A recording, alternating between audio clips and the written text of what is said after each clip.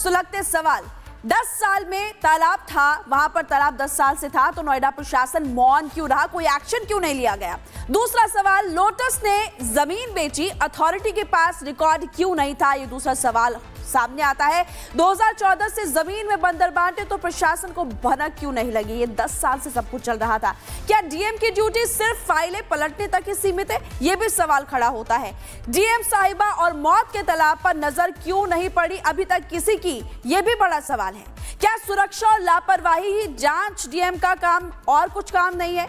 क्या मुख्य बिल्डर और अफसरों के बीच साठ गांठ है, और साठ गांठ है तो ये काफी लंबे समय से चली आ रही है, इस पर अभी तक कोई एक्शन क्यों नहीं लिया गया। मॉल की जमीन डंपिंग यार्ड बन गई, गंदा पानी वहां पर जमा हुआ, कैसे जमा हुआ और काफी समय से जब जमा हुआ था तो अभी तक किसी की नजर इस पर क्यों नहीं पड़ी। आगे आपको बड़ी खबर बता दें, चश्मदीद मोनिंदर का पुलिस पर एक बड़ा आरोप है। पुलिस ने झूठा वीडियो बनाने का दबाव डाला है। मोनिंदर कह रहे हैं दारोगा ने पार्क में ले जाकर मुझे धमकाया कि पुलिस से पंगा ले रहे हो, बच नहीं पाओगे। पुलिस ने मुझसे कहा कि दुश्मनी बहुत भारी पड़ने वाली है। आपको सुनवाएंगे चश्मदीद ने क्या कुछ कहा, लेकिन बहुत गंभीर आरोप वो पुलिस पर लगाता हुआ दिखाई दे रहा है, सुनिए आप। हमारे साथ मौनी मौजूद हैं। ये वही मौनी हैं जिन्होंने अंदर छलांग लगाई थी युवराज की जान बचाने के लिए। मोनिंदर अब कह रही हैं कि उन्हें पुलिस स्टेशन बुलाया गया और पुलिस स्टेशन बुलाने के बाद उन्हें ऐसा कहने से रोका गया, उन्हें गलत बात कहने के लिए भी उकसाया गया, और क्या कुछ कहा गया मोनिंदर बताएंगे। मोनिंदर, क्या कहा गया था पुलिस स्टेशन में? स्टेशन में हमसे ये बोला था कि जी तो मोनिंदर आप एक चीज़ बताइए कि तुमसे पहले वहाँ पर प्रशासन था। मैं बोला जी प्रशासन था, कौन कौन से मतलब वो थे। मैं बोला जी फायर ब्रिगेड थी और पुलिस प्रशासन था मौके पे। एसडीआरएफ आई थी 4:30 बजे, वो गाजियाबाद से आई थी। ज़्यादा फॉग होने के कारण उन्हें 4 से 4.5 घंटा लग गए थे। मगर ठीक है जी, वो बोले थे ठीक है। वहाँ एक चीज़ बताए मोनिंदर, ये जितने भी वीडियोस वगैरह बन रही है, जो भी जब सब चीज़ है, ये तुम हमारे खिलाफ क्यों चल रहे हो? जितने भी पत्रकार आ रहे हैं ये आके चले जाएंगे, हमें तुम्हें यहीं रहना, ध्यान रखना। चैलेंज दिया है मुझे, चैलेंज, और 100% बताओ। बुला के बाहर थाने के सामने एक पार्क है, उसमें ले जाकर। कौन थे उस दौरान मौजूद? 2 दरोगा थे, 2 सिपाही थे जी। आपको चैलेंज किस बात की दिया? चैलेंज ये दिया था कि ये जो ये पत्रकार आ रहे हैं इनके सामने मत जा, फोन स्विच ऑफ करके बाहर चला जा कहीं। पुलिस थाना। जी। और वो बोल रहे थे कि तुम्हें और हमें तो यहीं रहना है, ये तो अपना टीआरपी के लिए डोल रहे हैं। मोनिंदर आप इसके से साइड हो जाइए, क्यों बेफालतू की। कहा गया कि ऐसा बोलने की पुलिस वहाँ पर थी, उन्होंने मशक्कत की, ये बताइए। हाँ, ऐसे मुझसे बोला था कि ऐसे ऐसे बोलना है वीडियो में। जबकि आप यहाँ पर मौजूद थे उस रात को जब युवराज यहाँ पर गिर गया था पानी में, तब क्या आपने देखा? हालांकि मैंने सच्चाई बताई थी, उसमें मैंने कोई झूठ नहीं था। आपने उससे? मैंने देखा था कि पुलिस वाले जो थे कुछ बुजुर्ग थे सच्चाई में, उसमें जो नौजवान थे उन पर तैरना नहीं आता था। फिर भी उन्होंने तुरंत फायर ब्रिगेड बुलाई। फायर ब्रिगेड में तो सारे नौजवान थे, वो भी क्यों नहीं घुसे अंदर। 3-4 क्रेन थी, नीचे दाके हुए थे, 2-3 यहाँ पे खड़े थे, रस्सा फेंक रहा था बहुत सारे, लेकिन एक दूसरे को कोई रस्सा दे रहा है, कोई फेंक रहा है, कोई उसको पकड़ा रहा है, कोई। लेकिन अंदर जाते यहाँ पर फायर ब्रिगेड की टीम, मुझे नहीं पता, लेकिन मैं 1:40-45 पे आया था, उस टाइम मुझे मौजूद मिले थे। और लेकिन लड़का युवराज उस समय भी अंदर था जी। फायर ब्रिगेड से पुलिस प्रशासन ने बाकायदा साफ साफ बोला था, प्लीज मुझे बचा लो पापा, बोल दो मुझे बचा लें प्लीज पापा, मैं मरना नहीं चाहता, प्लीज पापा मुझे बचवा लो प्लीज। ऐसे कर करके वो उस लड़के ने खूब पुकार लगाई, 2 घंटे कम से कम।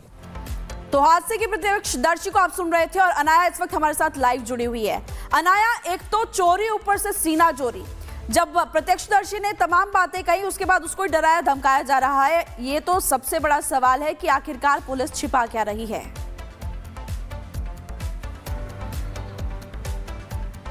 बिल्कुल महिमा, पुलिस ने डराया धमकाया मोनिंदर को। जब हमने उनसे बात की तो मोनिंदर ने साफ तौर पर कहा कि जब मीडिया पहुंची थी मोनिंदर के पास, जब हम पहुंचे थे, उनसे बात कर रहे थे मोनिंदर से, तो बात करने के बाद जैसे ही उनके इंटरव्यू ऑनर होते हैं उसके बाद पुलिस उन्हें पुलिस थाने बुलाती है, नॉलेज पार्क पुलिस स्टेशन उन्हें बुलाती है, और फिर वहाँ पुलिस स्टेशन से बाहर सामने एक पार्क है जहाँ पर ले जाकर मोनिंदर को ये कहा जाता है कि आप अपना बयान बदल लीजिए, आप ये कहिए कि पुलिस वहाँ पर थी और पूरी कोशिश कर रही थी, जिसके बाद भी वो नहीं बच पाया, लेकिन पुलिस के पक्ष में बयान देने के लिए मोनिंदर को कहा गया। इतना ही नहीं, एक और बात आपको बता दूं, जो रेसिडेंट्स हैं यहाँ पर, जो दोस्त हैं युवराज के, उनकी बिल्डिंग में जो रहते हैं, जब वो हमसे मिले और उन्होंने मिलकर हमसे कहा कि पुलिस ने उन्हें भी डराया धमकाया है, युवराज के फादर को भी डराया है कि आप लोग पुलिस के अगेंस्ट नहीं जाएंगे, पुलिस के अगेंस्ट अगर जाएंगे तो फिर इसका खामियाजा भुगतना पड़ेगा, आपके डॉक्यूमेंट्स हमारे पास हैं। इनडायरेक्टली धमकाने की कोशिश उन्हें भी की जा रही है।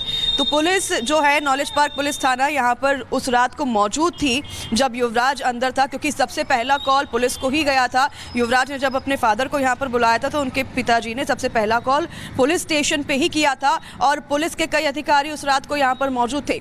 और अब पुलिस जो है सबको डराने धमकाने का काम कर रही है कि पुलिस के नाम सामने नहीं आए, क्योंकि अब ये मामला बहुत ज़्यादा आगे बढ़ गया है। ये तस्वीर आप देख रहे हैं, हम अभी मौजूद हैं यहीं पर। ये अभी जो बैरिकेड्स लगाई हैं पुलिस ने, ये पुलिस पहले भी लगा सकती थी। तो पुलिस में कहीं ना कहीं भय है इस बात का कि उनके ऊपर भी गाज गिर सकती है, इसलिए अब वो जो है बयान को तोड़ मरोड़ने की कोशिश कर रही है, डरा धमका रही है। जो आई विटनेस हैं उनको डरा धमका रही है। इतना ही नहीं, जो फैमिली है, जो फ्रेंड्स हैं, जो रेसिडेंट्स हैं, उनको भी बयान चेंज करने के लिए बार बार कहा जा रहा है। अभी फिलहाल यहाँ पर पुलिस ने ये जो बैरिकेड्स लगाई है, ये तस्वीरें आप देख रहे हैं, ये कल रात को बैरिकेड्स यहाँ पर और ज़्यादा बढ़ गई हैं। यहाँ पर और भी ज़्यादा बैरिकेड्स पुलिस ने कल लगाई हैं। कल रात को ही यहाँ से गाड़ी भी निकली है। और जैसे ही हम बार बार लोगों से बात करते हैं, जो यहाँ पर रेसिडेंट्स हैं उनसे बात करते हैं, उनका बार बार यही कहना है कि वो कई बार कंप्लेंट पहले से करते आए हैं पर किसी ने उनकी सुनवाई नहीं की। पुलिस में वो गए, पुलिस स्टेशन में, तो उधर सुनवाई नहीं हुई। नोएडा अथॉरिटी गए तो वहाँ सुनवाई नहीं हुई। हर जगह पर वो गए लेकिन कहीं सुनवाई नहीं हुई, और सुनवाई नहीं हुई जिसका खामियाजा भुगतना पड़ा युवराज और युवराज के परिवार को। कल हमने देखा कि गाड़ी को निकाल लिया गया। कल यहाँ पर क्रेन थी और जब हमने कॉन्फ्रंट करने की कोशिश की एनडीआरएफ के चीफ को कि उस दिन क्यों नहीं यहाँ पर ये इंतजाम किए गए, क्योंकि 3 घंटे का समय था, युवराज सरवाइव कर रहा था, उसने अपनी पूरी जान लगा दी थी, वो कोशिश कर रहा था, वो गाड़ी के छत पर भी आ गया था। और ठीक है अनाया, आप इस वक्त ग्राउंड पर मौजूद है, लगातार आप महत्वपूर्ण जानकारियां दे रही हैं, लेकिन सुमित झा के पास लिए चलते हैं। सांसद महेश शर्मा के घर के बाहर से इस वक्त सुमित हमारे साथ जुड़े हुए हैं। सुमित, गुनहगार कौन है? वो तो एक एक करके नाम सामने आ रहा है, उन पर जल्दी ही एक्शन भी होना चाहिए, उनको सलाखों के पीछे भेजा जाना चाहिए, लेकिन इस पूरे केस में आपके पास क्या नया अपडेट है? देखिए, मैं इस वक्त नोएडा अथॉरिटी के जो प्रशासनिक ऑफिस है उसके बाहर मैं खड़ा हूं और अब से कुछ देर बाद ये ऑफिस खुलेगा। एसआईटी की टीम कल भी यहां पर आई थी और एसआईटी की टीम आज भी आ सकती है नोएडा प्राधिकरण के अधिकारियों से पूछताछ करने के लिए, क्योंकि ये इस पूरी घटना के पीछे नोएडा अथॉरिटी के निकम्मेपन की कहानी है और उस कहानी में कई किरदार हैं। एक किरदार तो लोकेश एम है, सीईओ, जो अपने पद से हटाए जा चुके हैं। डीएम मेधा रूपम, जो उस घटनास्थल पर जाती नहीं है, बाकायदा कोई नोटिस, कोई इस मामले में उनकी कोई प्रतिक्रिया नहीं, कुछ भी नहीं, जैसे उन्हें कुछ खबर ही नहीं, जैसे एक जान जाने का उन्हें कोई अफसोस नहीं। और ये बता दूं दर्शकों को कि ये जो नोएडा अथॉरिटी है इसका बजट कितना है? 8,732 करोड़ सालाना बजट है। आप समझिए, इतनी अमीर अथॉरिटी, 8,732 करीब 9,000 करोड़ रुपए का सालाना बजट, और जिसमें रखरखाव, मरम्मत, ड्रेनेज, नोएडा की खूबसूरती, साफ सफाई, हवाई अड्डे, तमाम प्रोजेक्ट्स हैं और बिल्डरों के प्रोजेक्ट्स, उन पर खर्च करने हैं। लेकिन यहां अथॉरिटी में बैठे अधिकारी एसी दफ्तर में बैठकर सिर्फ प्रोजेक्ट फाइल पर साइन करते हैं।